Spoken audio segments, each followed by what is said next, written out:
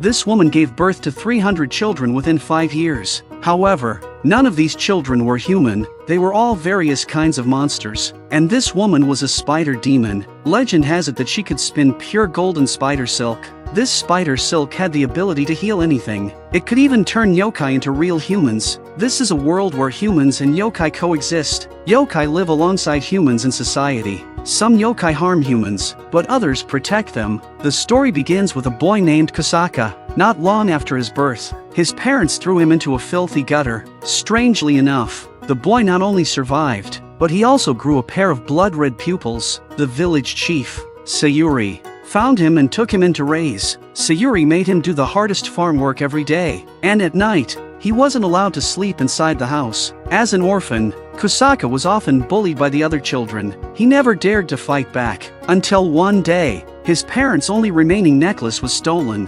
Kusaka finally exploded in anger. In an instant, he grew sharp fangs, transforming into a monstrous appearance. But in the end, Kusaka still managed to control his consciousness. He didn't harm the boys who had bullied him, but the moment he touched the necklace, he turned back into a human. At that moment, Kusaka became frightened. He didn't understand why he had transformed into a monster. Just then, a man named Inagami appeared. He actually made Kusaka look at his backside. After speaking, he directly removed his pants, revealing the tail hidden inside. Inagami told Kusaka that over 1,000 years ago, humans and yokai had coexisted in this world. Among them, there were half-breeds born from the union of yokai and humans. Inagami himself was a tanuki yokai, and Kusaka was the half-demon child born from a human and a shiki. Inagami was a famous monster detective in the capital city. He specialized in investigating incidents where yokai harmed humans. This time, he was tasked by village chief Sayuri to investigate the mysterious deaths of livestock in the village. Sayuri suspected that the animals' deaths resembled those torn apart by a monster. Upon hearing Inagami's purpose, Kusaka revealed that he had been the one to bury the animal corpses. The time he buried the animals' bodies was always on the morning of the second day after the new moon. Perhaps, on the next new moon, the same tragic event would happen again. So, Inagami decided to stay behind, waiting for the next new moon to arrive. During this time, he kept accompanying Kusaka.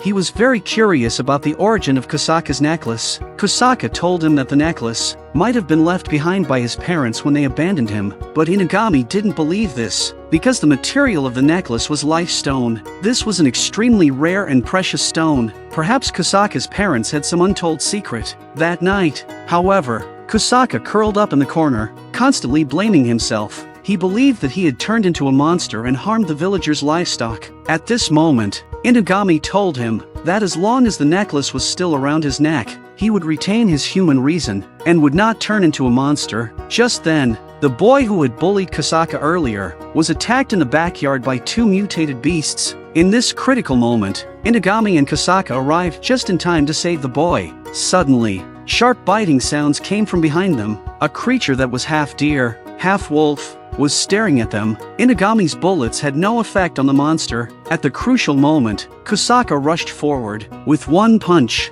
he knocked the monster's head off. Just when they thought everything was over, Inagami suddenly pointed the gun at Kusaka. It turned out that his purpose wasn't to investigate the monster. His true purpose was, under the village chief Sayuri's commission, to kill Kusaka. In fact, Sayuri was Kusaka's mother's sister. She had known Kusaka's true identity all along. She believed that the recent deaths of the village's livestock were caused by the shiki inside Kusaka. But before long, Kusaka woke up again. Inagami told him that his body had the ability to regenerate with the shiki's power. Normal weapons could never kill him. The reason Inagami shot him was to complete the task entrusted to him by Sayuri, and at the same time, to help Kusaka escape from the village. Inagami took Kusaka to his detective agency and helped him change into clean clothes. In this world where yokai and humans coexist, there are always some yokai who like to intrude into human lives. The duty of Inagami's detective agency was to eliminate those yokai that harm humans. There were also two other yokai children here. The girl's name was Akira, and the boy's name was Tadamaru. Tadamaru, like Kusaka, was a half-human, half-yokai hybrid. Meanwhile, a boy named Kenta saw his mother's shoes were worn out but couldn't afford to buy new ones. So, he stole a new pair from the mall. His older brother scolded him, saying that even if the family was poor, he shouldn't steal. But just then, countless disgusting bugs began to emerge from Kenta's body, and in an instant, they covered his entire body. His mother rushed over and hugged him tightly. Seeing this, the fire department immediately contacted the yokai detective agency. Upon receiving the message, Inagami immediately took his 3 team members to the scene. When Inagami and the others arrived, they quickly assessed the situation inside. At this point, the dim room was already filled with bugs, but the mother still tightly hugged Kenta.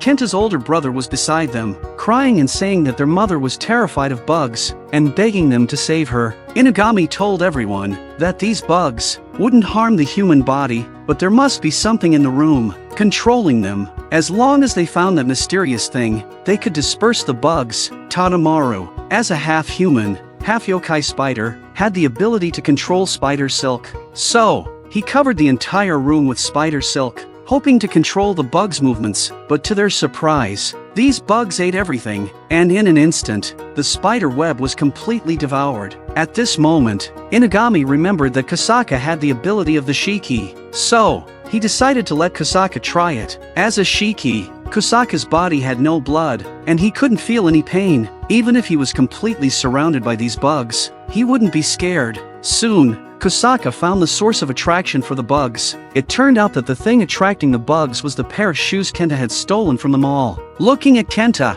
who was being protected by his mother, Kosaka stood frozen in place. He had never experienced a mother's love before. This scene also made Inagami determined he would definitely help Kosaka find his real parents. Afterward, they were curious as to why these bugs were attracted to the shoes. Inagami explained that these bugs were also a type of yokai. They were drawn to sinful emotions. After all, the shoes had been stolen by Kenta. At this point, Kenta's older brother came over to thank them, and he planned to return the shoes to the mall. It turned out that they were a very poor single-parent family. Although they were poor, the mother still took good care of her 3 children. Kenta only stole the shoes because his mothers were too worn out. At this moment, Kosaka, who was usually silent, was also moved by their story. Then, Inagami told him that he would definitely help him find his parents. In this world where humans and yokai coexist, there were 2 major factions among the yokai, responsible for maintaining the balance between humans and yokai. One side was led by the Tanuki yokai, Inugami, and the other side was led by the fox yokai, Inari. Although they had close cooperation, their personal relationship was far from harmonious. As a newcomer, Kosaka was to meet Inari. After all, they would need to collaborate at some point in the future. Inagami secretly handed Kosaka an amulet, and warned him to be careful around Inari, because she could even control the police department. Every time she visited the police station, the police chief would personally greet her, and even the other officers would line up to welcome her. Meanwhile, Akira and Tadamaru brought Kosaka to the police station. When Inari saw Kosaka, she was extremely warm and friendly. She then expressed a desire to see Kosaka's necklace. Kosaka, being naive, didn't think much of it and immediately handed it to her. However, once Inari received the necklace, her attitude immediately turned hostile. She instantly ordered her subordinates to cut off Kosaka's head with a single strike. To prevent Kosaka from reviving, they placed his severed head into a box, and tossed his body directly into the furnace. It turned out that stealing the life stone was Inari's true goal. She then instructed her assistant, Ami, to disguise herself as Kosaka, and return to the detective agency to report. However, Ami was extremely loyal. When she overheard Tadamaru speaking badly about Inari, she immediately became enraged and transformed into a fox. Intending to kill both of them, Ami leapt to the second floor, and used her fox tail to fire countless fireballs at the 2 of them. The police station instantly turned into a sea of flames. Tadamaru used spider silk to pull over many items, to defend against Ami's fireball attacks. Then, he snatched the box from Ami's hands, but when he opened the box, he was shocked. Inside was Kosaka's severed head. Seeing this, Tadamaru immediately took Kosaka's head and hid in a corner. As the situation became critical, Kosaka instructed Tadamaru to throw his head at Ami. Just as Ami lunged at them again, Tadamaru threw Kosaka's head with all his strength. With Ami's unconsciousness, the fire in the police station instantly extinguished. It turned out that everything was an illusion. Tadamaru picked up Kosaka's head, and then a flame burst out from Kosaka's neck. Before long, Kosaka's torso and limbs grew back. Soon, he had a new body. At this moment, Inugami arrived. It turned out that he had already known that Inari wanted to steal Kusaka's necklace, so he had turned the amulet into a life stone, and allowed Kusaka to hand it over to Inari, but the real life stone had always been hidden inside Kusaka's mouth. To protect Kusaka, Inugami has now thoroughly offended Inari. Legend has it that there is a spider yokai that can spin golden silk. It is said that, 1,000 years ago, a boy discovered a wounded giant spider. Although the spider had stolen some food, the boy did not blame it. Instead, he healed its wounds. The next day, the boy's home was filled with pure golden spider silk. This event was later written into a biography and passed down through the generations. Many years later, two brothers ventured into the forest, and they truly found a spider yokai. She was incredibly beautiful, named Imiko. At that moment, the younger brother, Akio, thought of the legendary golden silk. He wanted to use Imiko to produce the silk and gain profit from it, but the older brother, Nobuo, was deeply captivated by Imiko's beauty. Slowly, Nobuo and Imiko developed feelings for each other. However, just after Imiko became pregnant with their child, Nobuo suddenly fell off a cliff and died. Soon, the child was born. Imiko named him Tadamaru. Tadamaru's arrival filled Imiko with hope for the future, but not long after, Tadamaru fell ill with a serious disease. Only in the human world were there special medicines that could cure his illness, but as a yokai, Imiko had no way to afford the exorbitant medical fees.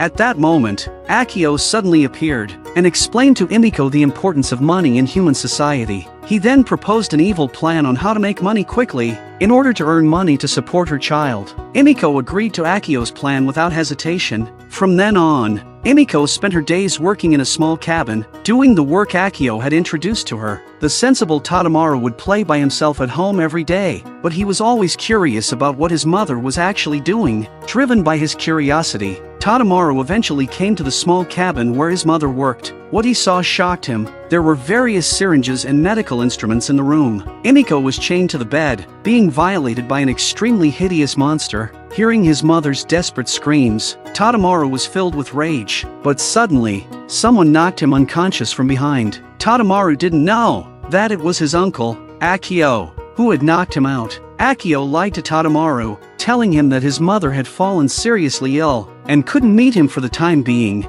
From that moment on, Tadamaru never saw his mother again, but as Tadamaru grew older, Akio still didn't allow him to meet her. Gradually, Tadamaru stopped asking about his mother's condition, because he was afraid to hear the truth about his mother's death. Eventually, Tadamaru joined Inugami's yokai detective agency. One day, Inugami finally uncovered information about Tadamaru's mother. It turned out that, in order to make Imiko produce golden silk for him, Akio had callously pushed his brother Nobuo off a cliff. Afterward, he began to lure Imiko into becoming his experimental subject. Only mutated spider yokai could produce golden silk, so he chained Imiko in the cabin, exposing her to various creatures so that she could give birth to mutated spiders. Imiko gave birth to many mutated monsters, but none of them could produce golden silk. Driven by madness, Akio decided to take matters into his own hands. Finally, he succeeded in cultivating a type of golden silk. This silk not only fetched a high price, but when wrapped around something, it could heal any disease. Once the research was commercialized, Akio would have untold wealth. In his rage, Tadamaru used his spider silk to hang Akio from a tree. Just then, a group of grotesque monsters suddenly appeared around them. These yokai were born from Imiko, or more accurately, they were Tadamaru's siblings. At that moment, these monsters began to speak the words that Imiko had said while being tortured.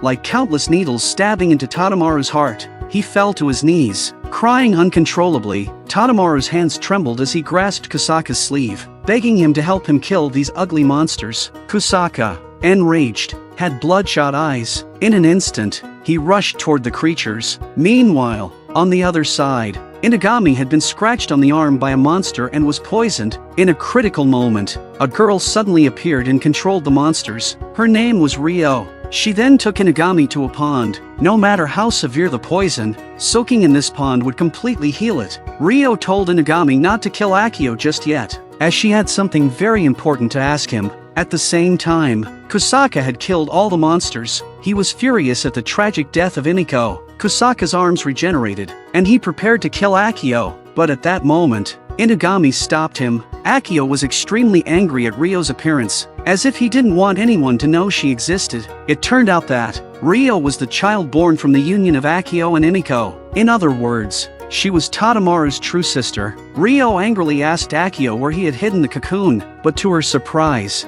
Akio began to gloat. He revealed that he had hidden the cocoon in a place no one could find. Just as everyone was puzzled by their conversation, Inugami's friend Mihai called him. It turned out that Inugami had secretly asked Mihai to investigate Akio. In fact, the place where Akio had hidden the cocoon was the pond they had just been at. At the bottom of the water, wrapped in the cocoon, was Tadamaru's mother, Iniko. Because the pond's water had the ability to heal all things, Iniko's body had already healed. Tadamaru rescued his mother, but he did not kill Akio. Instead of death, the thing that could crush this bastard's soul was destroying the experiment he had prided himself on all his life. On the way home, Kusaka glared angrily at the forest. In the end, Akio was burned to ashes in a raging fire. Afterward, Iniko woke up, and the family of three was finally reunited.